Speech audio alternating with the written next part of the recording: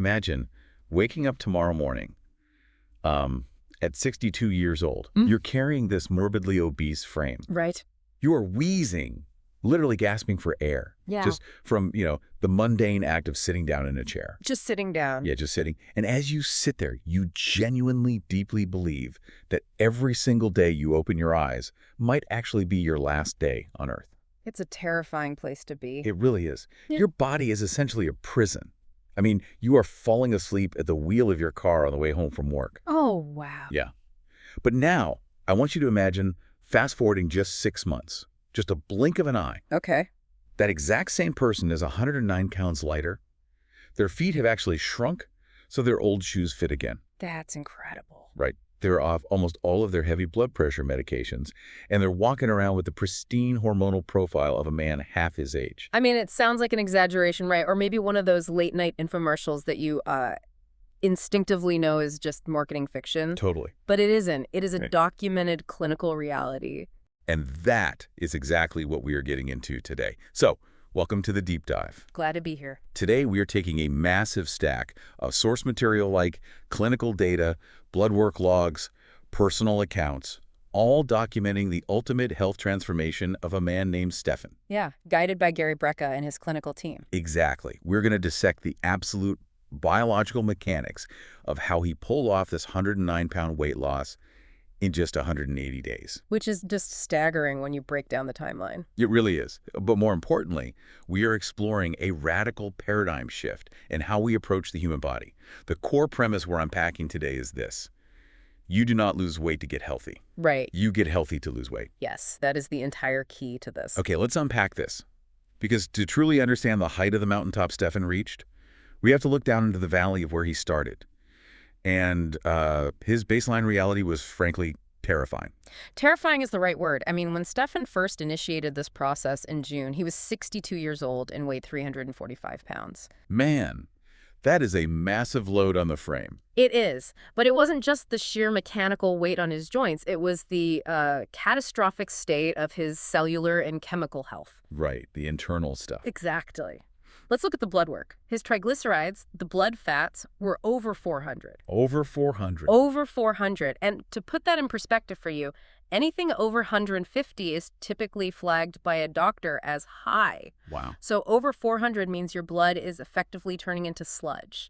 It's thick, it's inflammatory, and it is just a screaming red alarm for a cardiovascular event. And his blood sugar was totally out of control too, right? Yeah. Because they measured his A1C and it was sitting between 6.0 and 6.4. Right. And for those who might not know, hemoglobin A1C is a measurement of your average blood sugar over the past 3 months. So it's like a long-term snapshot. Exactly. It essentially measures how much glucose has attached itself to your red blood cells. Okay, got it. Imagine a red blood cell getting coated in a sticky candy apple glaze. Oh, wow. That's a gross visual. Yeah, that's glycation. When it hits 6.4, you aren't just knocking on the door of diabetes. You have kicked the door down. He was a full-blown diabetic with severe insulin resistance. So his blood is thick with fat, his red blood cells are coated in sugar, and his hormones, I mean, looking at the data, his hormones were just absolutely bottomed out. Completely bottomed out. His total testosterone was hovering in the 200s. Which is incredibly low for a guy. Very low. And his free testosterone, the actual hormone available for his body to use, was practically non-existent. Yeah. He was clinically deficient in vitamin D3. He had virtually no HDL, which is the healthy cholesterol that clears out the bad stuff. Right, the garbage trucks of the bloodstream. Exactly. And he was relying on a CPAP machine every single night just to force oxygen into his brain. Which, didn't even seem to be working because he was still falling asleep at the wheel of his car on his drive home. Yeah, that part is so scary. Just visualizing that, the hypoxia, your brain being so incredibly starved of restful oxygen at night that your body literally shuts down while you're driving 60 miles an hour. Mm-hmm. It's chilling. It's a miracle he didn't crash. Truly. And the emotional toll was devastating. He described this profound mood numbness, like he was constantly angry, he completely lacked confidence, zero sex drive. Yeah. And what makes it so jarring is that this is a guy who used to be a professional fitness model. That's the craziest part of the whole story. Right. He was a Chippendales dancer for 11 years. He was the guy on the stage, bigger than life. And suddenly, he's a 345-pound guy living in Las Vegas who thinks he's going to drop dead any second. This raises an important question about how we perceive our own decline. Because it wasn't an overnight collapse, it was a 4-year slide. Right, like a slow drip. Yeah. He moved to Vegas, Yeah, and then the pandemic hit. He found himself unemployed for a year. just sitting in his apartment. Exactly. And in that isolation, living in a high-rise, just an elevator right away from the casino floor, he started drinking heavily. Whiskey, beer, eating garbage, and gambling. The ultimate trap. Yeah, and he completely abandoned his lifelong habit of cardiovascular workouts. And, the human body is incredibly adaptable even to its own detriment. Well, for sure. When you degrade day by day, you lose your frame of reference.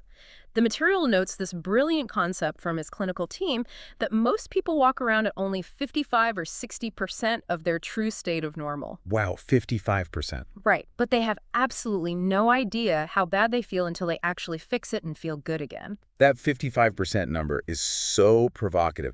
If you are listening to this right now, I think you have to ask yourself, is the brain fog you feel every morning or that fatigue that hits you at 3 p.m. just normal aging? Yeah, people blame age for everything. Exactly. Or are you operating at 55% of what your biological machinery is actually capable of? Yeah. But here's what I don't get. Okay, what's that? If you are a former fitness model, you know what peak performance feels like. How do you not notice you are slipping into a clinically dangerous state? It's a great question. It reminds me of those extreme hoarding television shows. It's like a frog in boiling water. You bring in one piece of junk a day, and your brain just normalizes the mess. Yes. You don't realize you're living in a disaster zone until a stranger opens your front door and you're forced to view your own house through their eyes. That is such a good way to put it. And that's what happened to Stefan, right? He saw a photograph of himself, and the illusion shattered. The hoarding analogy is remarkably accurate, especially on a biological level. When your insulin is chronically elevated and your cells are drowning in systemic inflammation, you aren't just physically compromised. The brain has taken a hit, too. Exactly. Your cognitive awareness is compromised, your dopamine receptors blunt, your mood regulation degrades, and your executive function, the part of your brain that plans and executes goals, is impaired. So he literally didn't have the brain chemistry to stick to a plan. Right.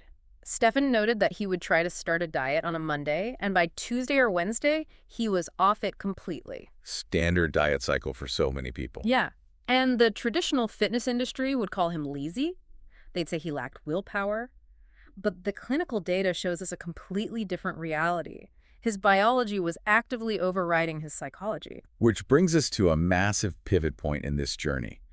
The cellular prerequisite to weight loss. Yes, the cells. Because when Stefan showed up, ready to change, they didn't just throw him on a treadmill, hand him a chicken breast, and tell him to burn more calories. Right. That never works for someone in this state. That is the old paradigm. They had to fix the foundation first. Okay. And that foundation is the cell itself. Exactly.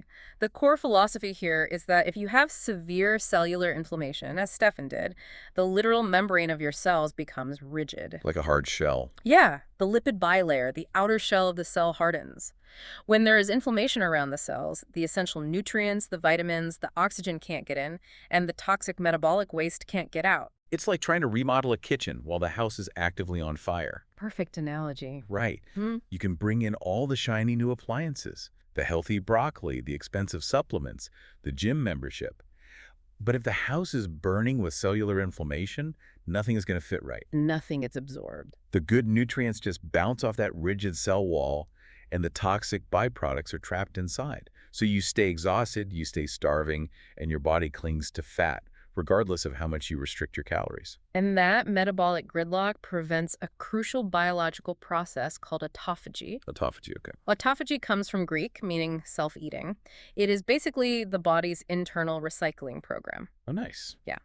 When the body gets healthy, specifically by dropping insulin levels and clearing inflammation, it begins hunting down and consuming its own useless aging cells. Like taking out the cellular trash. We call these senescent cells or zombie cells. Zombie cell. Yeah, they're cells that have stopped dividing but refuse to die, and they just sit in your tissue secreting inflammatory markers. Ugh. That sounds awful. It is. But by clearing out the inflammation and getting the cell membranes fluid again, Stefan's body was finally able to flip the biological switch, clear out the zombie cells, and start accessing stored body fat for fuel. So if you are listening and you have stubborn health goals, maybe you've tried the boot camps, you've starved yourself, and the scale just will not budge.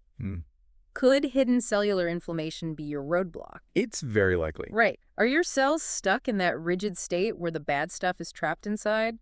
Because to initiate this massive biological reset for Stefan, they couldn't just rely on a salad. No, absolutely not. They had to go deep into the pharmacological tool bag. They used a highly specific, FDA-approved peptide protocol.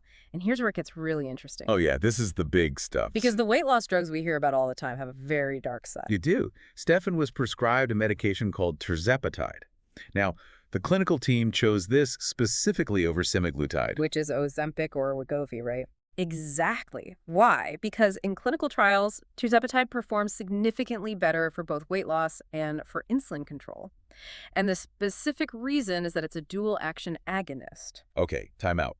Dual-action agonist. I hear terms like that thrown around in pharmaceutical commercials all the time. It's a lot of jargon. Yeah. But if we are looking at Stefan's cells, which you just said are inflamed and locked down, what is this drug actually doing on a mechanical level? Fair point. Let's break it down so it's crystal clear. Your gut naturally produces hormones when you eat. Okay. These hormones travel up to your brain to tell you that you're full, and they travel to your pancreas to tell it to release insulin to process the food. Makes sense. One of these natural hormones is called GLP-1, and another is called GIP. An agonist is simply a chemical mimic. Like a fake key fitting into a lock. Yes, it binds to the cell's receptors and turns that signal on even if you haven't eaten. So tirzepatide is mimicking both of these hormones at once. It's turning two keys in the metabolic ignition instead of just one. So it is essentially tricking his brain into thinking he just ate a massive meal, completely shutting down the hunger cravings, while simultaneously jump-starting his pancreas to handle his blood sugar. Exactly. It forces the body into a state of metabolic compliance. But here is the massive danger, and the clinical data we have on this drug class is very clear. The muscle loss. Right. When you forcefully shut down the body's appetite like that, the weight plummets. But the body is opportunistic. It'll eat anything it can. Yeah, it doesn't just burn fat when it's in a severe caloric deficit. If you aren't incredibly careful, up to 50% of the weight you lose on these GLP-1 therapies is lean muscle mass and bone density. Which completely defeats the purpose of getting healthy. It really does. If Stefan loses 100 pounds, but 50 pounds of that is the skeletal muscle that literally supports his frame and drives his metabolism. I mean, he's just creating a new, different kind of health crisis. Yes, he'd just be a smaller, frailer version of a sick person. But play devil's advocate for a second. Why not just let the muscle go? If you are 345 pounds and your heart is working overtime, why not just shed everything as fast as possible to get the sheer physical mass off your joints? What's fascinating here is that lean muscle mass is the primary engine of your basal metabolic rate. Oh, the calories you burn just sitting around. Exactly. Muscle tissue is highly metabolically active. It burns calories just existing on your frame. Furthermore, muscle acts as a sink for glucose. A sink? Yeah. When you have healthy muscle, it absorbs sugar out of your bloodstream, which helps control your A1C. If you lose massive amounts of muscle while dieting, you are drastically lowering the amount of calories your body burns at rest. So you're basically guaranteeing a rebound. This is exactly why people who crash diet often rebound and gain all the weight back plus more. Their metabolism has slowed to a crawl because they sacrificed their engine. So how did they stop his body from eating its own muscle? To counter the tissue wasting, the clinical team introduced a second peptide called sermorelin. Sermorelin, okay. Yeah. Sermorelin is a 44-chain amino acid sequence. It's a growth hormone-releasing hormone. Stefan would take it under his tongue at night before bed. Oh, so not an injection. Not this one, no. Under the tongue. What it does is essentially rewind the pituitary gland in the brain.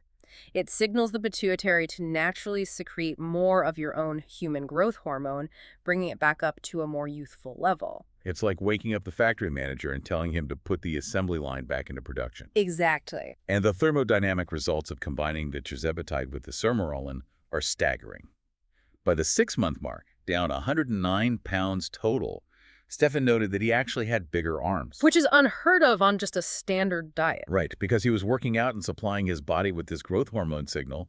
He didn't lose an ounce of lean muscle tissue. He protected his engine. Yeah, as he stated, his goal was to not borrow from his future just to get thin today. Don't borrow from your future is a brilliant framing.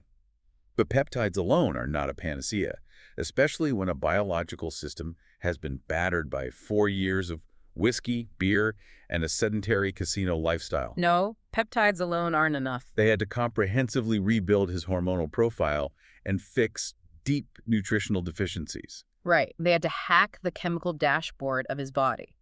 Let's look at the specific supplements they use because it really highlights how targeted this was. Let's do it. First, they use a compound called TNG, which stands for trimethylglycine. The specific purpose of this was to lower his elevated homocysteine levels. And I want you to explain this because the way homocysteine is described in the data is fascinating. It's a great visual. So homocysteine is an amino acid in your blood. You need a little bit of it, but when it rises too high, it becomes incredibly destructive. Like a toxin. Yeah. Imagine your blood vessels, your arteries, are supposed to be like a flexible rubber garden hose. Okay, Fluff. They need to expand and contract with your heartbeat. When homocysteine levels skyrocket, it scores the inside of those vessels like sandpaper, causing inflammation. And to protect itself, the body calcifies those vessels. It takes that flexible garden hose and turns it into a rigid PVC pipe. And when you have rigid PVC pipes, your heart has to pump exponentially harder to push blood through, which sends your blood pressure through the roof. Precisely. So the TMG was brought in because it acts as a methyl donor. It chemically recycles that dangerous homocysteine back into a harmless amino acid called methionine. Wow, so it actually reverses it. It essentially softens the pipes and drops the cardiovascular inflammation. In addition to TMG, he was given boron. The specific clinical goal of the boron was to bring down something called sex hormone-binding globulin, or SHBG. I love the mechanics of this one, because we talked earlier about how his testosterone was practically zero. But it's not just about how much testosterone you make, it's about whether your body can actually use it. Yes, availability is everything. SHBG is basically the tax man of your hormones. That's a great way to look at it. When SHBG is too high in the blood, it binds to your sex hormones, like a molecular straitjacket. Just locks them up. It locks up the testosterone so your receptors can't absorb it. By using boron to suppress the SHBG, they opened the vault, making whatever natural testosterone he had left biologically available again. What else was on the protocol? He took vitamin D3 twice a day, which is crucial. Yeah. We call it a vitamin, but D3 is actually a prohormone. Right, it acts more like a hormone in the body. It is vital for immune function and acts as a precursor for hormone synthesis. He also took resveratrol, which targets mitochondrial function, the powerhouses of the cells. Got it. And he used a healing peptide called BPC-157. BPC stands for Body Protection Compound. Body protection, okay. What does that do? It's renowned in the clinical space for promoting angiogenesis, which is the creation of new blood vessels, to accelerate tissue repair and aggressively reduce systemic inflammation in the gut and joints. And then, of course, the big intervention, the testosterone itself. Yes, the T. His levels were sitting in the 200s. Through Monday and Thursday injections, they pushed him to a perfect optimized level of around 900. Which is night and day. Huge difference. But the clinical data gets very specific about how they manage this safely, differentiating between two types of low testosterone. Yes, this is a critical distinction that many clinics overlook. The team had to determine if he had primary or secondary hypogonadism. Okay, break it down. Primary is when the testicles themselves, the factory, lose their physical capacity to secrete testosterone. The factory's broken. Right. Secondary is when the signal from the brain, specifically luteinizing hormone from the pituitary, is low. That means the factory works fine, but the manager isn't sending the order to produce. So if you just start pumping synthetic testosterone into the body, the brain senses it and says, oh, we have plenty, and it shuts the manager down completely. Exactly. The natural production halts, which leads to testicular shrinkage and a lifelong dependency on the injections. Which you want to avoid. To prevent this, they paired Steffer's testosterone injections with a medication like generic human chorionic gonadotropin, known as HCG, or clomiphene. Okay. These compounds mimic the brain's signal, forcing his natural production to stay online while they supplemented the deficit. It is a finely tuned chemical symphony. And think about how this applies to you, the listener. How many mood or energy issues do you experience on a daily basis that you just write off? Oh, people do it all the time. You think, well, I guess I'm just an angry person, or I guess this is just what 40 or 50 or 60 feels like. You might even be diagnosed with clinical depression. But it might actually just be an undiagnosed chemical imbalance. Exactly. Stefan described himself as having this profound mood numbness. He thought his life was essentially over. He had lost his inner soul, he said. It's heartbreaking. And within a few short months, simply by optimizing his hormones, bringing down the SHBG and dropping the cellular inflammation, his supposed depression vanished. His own employees were shocked to see him walking into the office in a good mood. It underscores a reality that we often ignore. Our psychology is inextricably linked to our physiology. 100%. You cannot expect to have a buoyant, energetic, confident mind if it is operating inside a biologically failing host. Once Stefan's testosterone was optimized, his blood sugar stabilized, and his brain was finally getting oxygen at night, his natural, charismatic personality returned. But let's be abundantly clear. The biology was repaired by the medicine, but Stefan still had to fuel the machine correctly. Yeah, the drugs won't do everything. Right, he had to build unbreakable behavioral discipline. The peptides and the testosterone won't save you if you are still eating a pizza every night. Absolutely not. So let's explore the diet and the consistency, because this is where the daily friction happens. His dietary protocol was strict, but it was designed for sustainability. He adopted a keto-flex diet, and he was religious about it. What did he eat? A standard morning for him was incredibly simple. A small amount of chicken, scrambled eggs, and half an avocado. For dinner, he would have a piece of salmon and some fibrous vegetables. That was it. And he completely eliminated the beer, the whiskey, the processed sugar. Those were entirely gone. Cold turkey. If he was on a date, he allowed himself an occasional shot of vodka with plain soda, but he noted he would literally just sip it for an hour or two. His primary singular focus was not introducing anything into his body that would cause an insulin spike. Right. But you called it keto flex. It wasn't purely zero carb forever. No, and remaining in strict zero-carb ketosis indefinitely can sometimes downregulate thyroid function or starve the microbiome. Which causes other problems. Yeah, so he implemented a carb cycle. On Sundays or Mondays, he would introduce complex fibrous carbohydrates, things like broccolini. Why broccolini? This is crucial because the fiber in broccolini feeds the gut bacteria, which then produce short-chain fatty acids like butyrate that heal the gut lining. Oh, nice. So it's very targeted. It prevents the body from becoming too adapted to a strict zero-carb state and keeps the metabolic machinery flexible. What I find utterly fascinating about this phase is the psychology of his environment. We have to paint this picture. Oh, it's wild. Stefan lives in a high-rise building in downtown Las Vegas. He is literally a 5-minute elevator ride down to the Aria casino floor. Right into the belly of the beast. He is living on top of the ultimate temple of temptation. You step off the elevator and you are hit with the smell of the restaurants, the free drinks flowing 247, the lights, the entire decadent casino lifestyle. It's designed to make you overconsume. How does a man with a 4-year track record of binge eating and drinking survive that environment for the first few weeks when his body is screaming for a dopamine hit? The initial phase is physiological torture. The clinical data notes the behavioral psychology here. Stefan admitted that on day one, looking down the barrel of a 120-day goal was terrifying. I bet. But he relied on the 21-day habit loop. The biological concept is that it takes roughly 2 to 3 weeks for a behavior to shift from a conscious, agonizing choice to an automatic neurological pathway. You got to survive those first weeks. The first 14 days, your body is throwing a tantrum, your insulin is dropping, your brain is demanding glucose. It's actual chemical withdrawal. It is. But he noted that once he pushed past that 14 to 21-day mark, it became a lifestyle. And crucially, this is where the pharmacology supported the psychology. Right, the peptides helped. Because of the peptides and the hormonal reset, his biology stopped fighting him.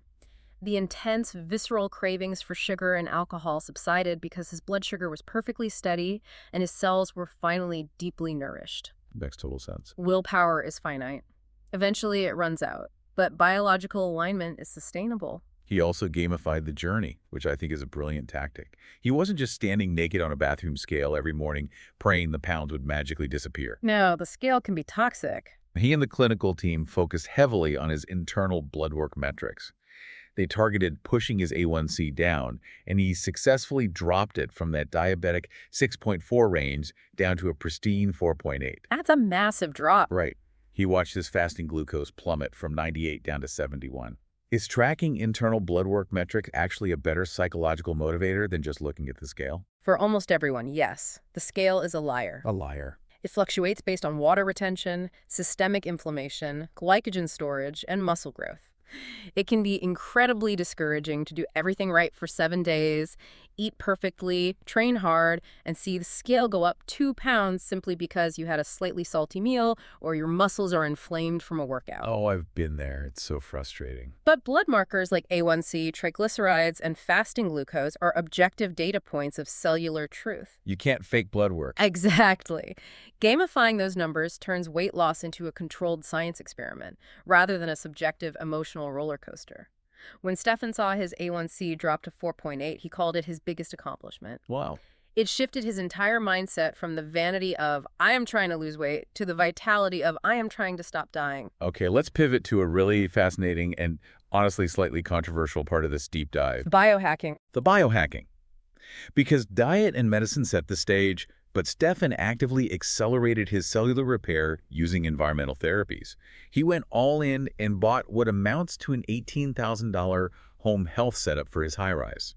He certainly made a significant financial investment in modifying his environment. According to the clinical notes, he purchased a PEMF mat, which stands for Pulsed Electromagnetic Field. Right. He uses it every morning and every night, specifically on a setting called Tranquility, which he credits for helping him achieve deep restorative sleep. And the red lights. Yes, he also bought massive red light therapy panels, which he stands in front of for 20 minutes every single day to stimulate mitochondrial function. He didn't stop there. He also utilized a hypermax oxygen system. Like he would do 15 minutes of cardiovascular work on an exercise bike while wearing a mask that feeds him concentrated oxygen, hyperoxygenating his tissues. That's intense. And right at the end of the journey we're tracking, he had just purchased a commercial-grade cold plunge tub for his bathroom. The total bill for that kind of elite technological setup is easily around $18,000. And Stefan says it was worth every single penny because you simply cannot put a price tag on adding healthy decades to your life. Obviously. However, the source material introduces a fascinating counterpoint through his biologist, Gary Brecka.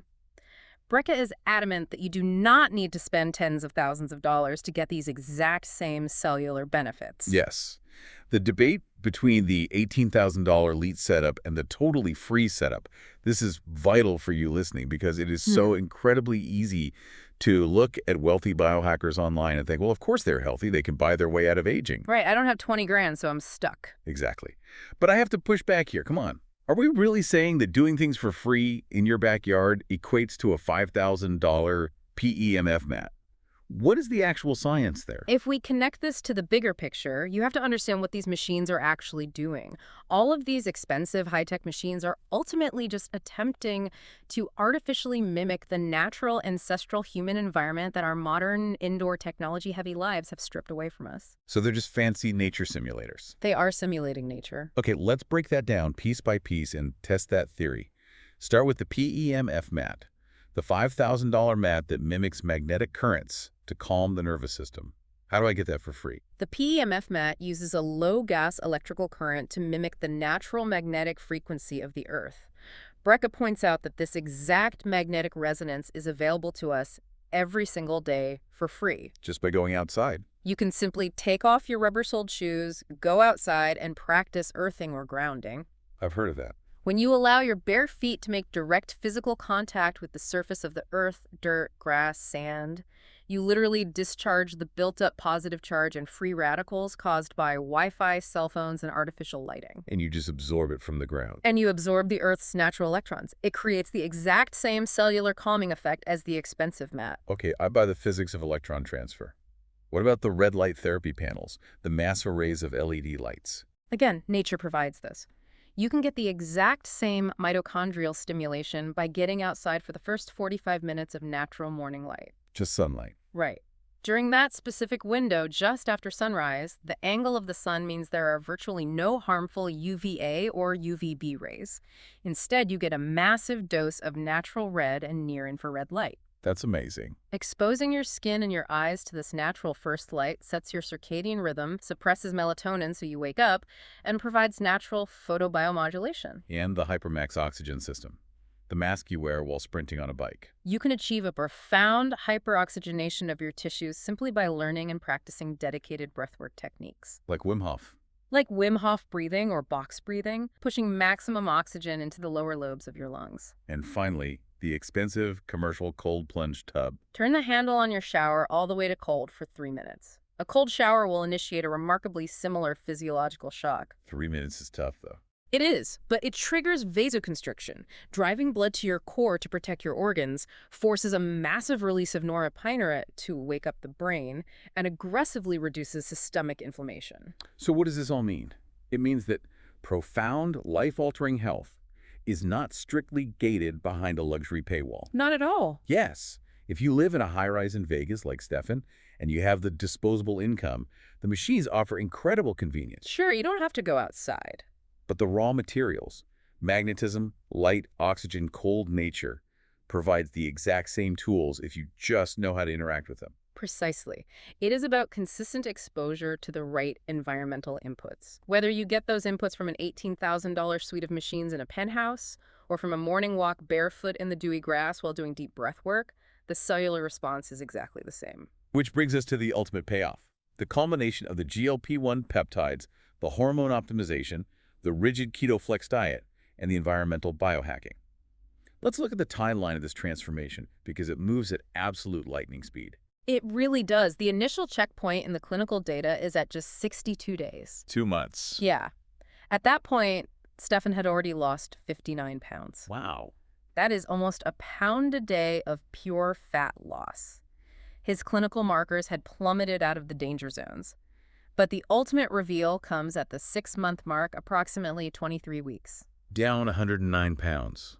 He didn't lose any lean muscle mass. His arms actually got bigger. It's so impressive. He was tracking his waistline using the exact same belt he wore at 345 pounds, and he was just cutting new holes into it. Yeah, that visual's great. He lost a staggering 16 inches off his waist. He noted that he actually had to chop the end of the belt off with scissors because there was so much excess leather hanging down. It looked ridiculous. And structurally, his physical mechanics changed. We talked about the heavy mechanical load earlier. Well, his feet actually shrank because the systemic inflammation disappeared, so his old boots and shoes fit perfectly again. That is wild to me. Medically, he was actively working to get off all his blood pressure medications. He had reached a point where his cardiovascular system was so relaxed, he was only taking tiny fractional doses. Like practically nothing. Like 5 milligrams of amlodipine and some valsartan. And his primary goal with his doctor was to eliminate those entirely. He also achieved a state of deep, restorative sleep. Yes, let's talk about the sleep stack. For anyone listening who stares at the ceiling at 2 a.m., the data gives his exact protocol. It's a really solid stack. He uses a combination of magnesium threonate, L-theanine, and low-dose melatonin. And I want to highlight the melatonin because it specifies he takes just 3 milligrams. Yes, that is so important. That is crucial because you see Yeah. people taking these massive 10 or 20 milligram gummies, and they wake up feeling completely groggy and hungover because they are downregulating their own receptors. Exactly. More is not better with hormones.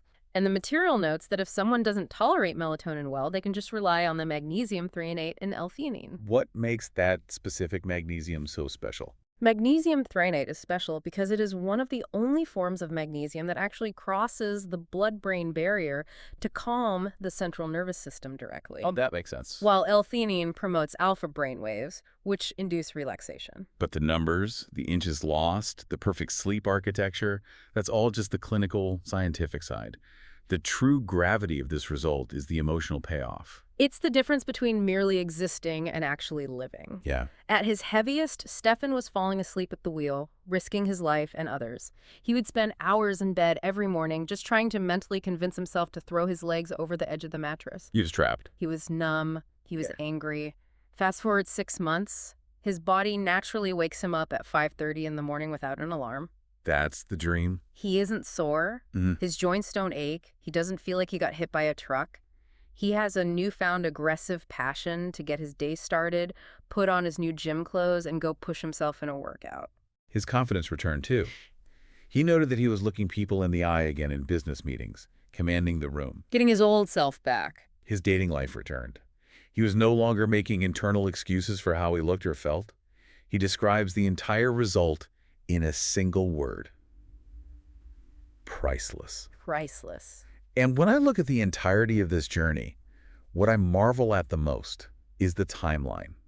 6 months.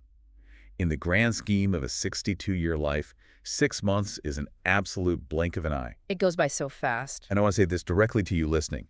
The time's going to pass anyway. 6 months from now, the calendar will turn. You will arrive somewhere. Right. But the daily habits, the microscopic cellular inputs you choose today will dictate exactly where you arrive. You can arrive at the exact same place, feeling the exact same way, trapped in the same body, or you can arrive entirely transformed. That is the ultimate thesis of Stefan's journey. You do not have to settle for the 55% version of yourself. The human body is incredibly resilient, and it inherently wants to heal itself, provided you stop throwing fuel on the fire of inflammation and start giving it the biological raw materials it needs to rebuild.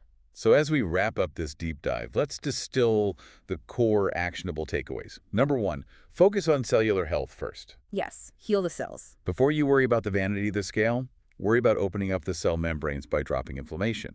Number 2, protect your lean muscle at all costs. It's your engine. It is the engine of your metabolism, the sink for your blood sugar, and the key to your longevity.